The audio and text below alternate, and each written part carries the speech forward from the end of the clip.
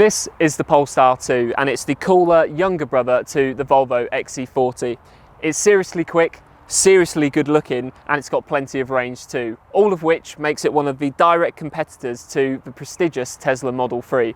So in this review we're going to be putting it through its paces to see where it scores points against the Tesla.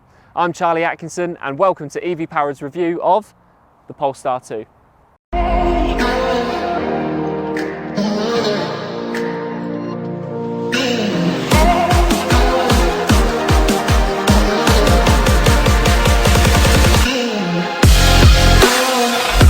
Now, just by looking at this car, you can see it's directly related to Volvo, specifically the XC40, but it's got a lot more character and attitude, which should be expected from Polestar, which was originally the performance arm of Volvo.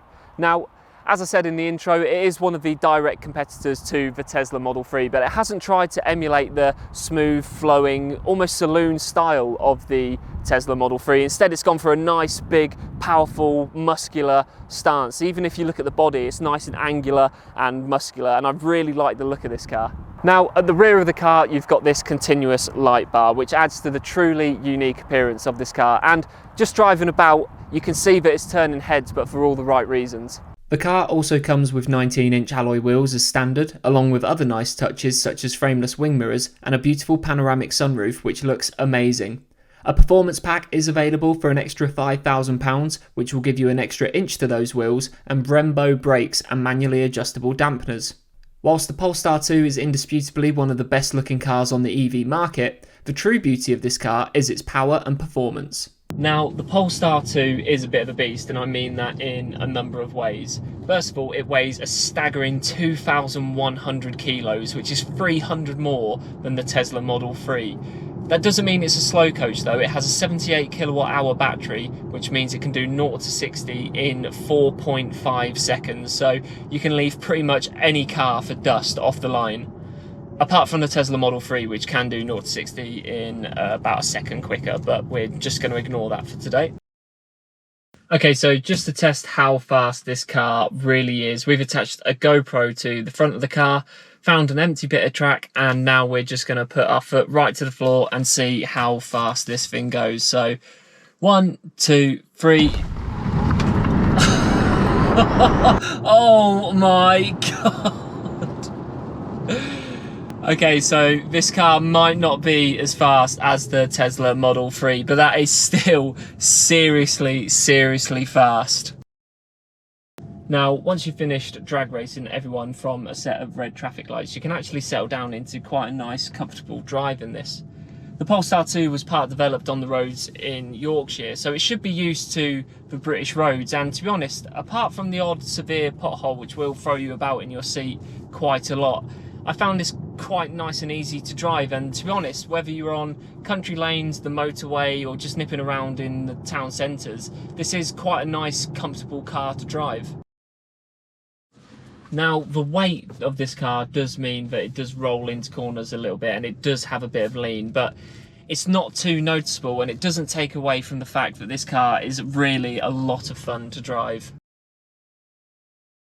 Now, while the car is charging, that gives me a time to talk to you about the interior of this car, and it really is a triumph. You've got nice, high quality materials all throughout, and you've got these four-way adjustable seats, which are really nice and comfy. But by far, the best thing about the inside of this car is the infotainment system. It's powered by Android Auto, which means it has Google Maps and Google Assistant all at hand. Now, I am an iPhone user, and currently it doesn't support Apple CarPlay, but that is coming later in the year, so that's not too much of a problem for now. In terms of range, the Polestar has a WLTP certified combined range of 292 miles, but you can expect to get a little less from this in the real world. The onboard charger has a maximum power of 11 kilowatts, which means charging the battery completely takes around 8 hours. The use of a 50 kilowatt charger will take your Polestar 2 from 20% to 80% in just 1 hour, and a 150 kilowatt hour charger will give you 80% charge in around 40 minutes. Legroom isn't an issue in the back, although those over 6 foot may be scraping their head along the roof just a little bit. The boot has 405 litres of storage space, which, although is smaller than the Model 3, is still nice and practical. The seats can also drop down to provide up to 195 litres of storage, and there is added storage up front as well. There are numerous ways to open the boot too, including a hands-free option which is triggered by waving your foot under the bumper, although this is pretty temperamental. So the only thing left to talk about in this review is the price, and the Polestar 2 comes in at $49,900, which means it just about qualifies for the government plug-in grant.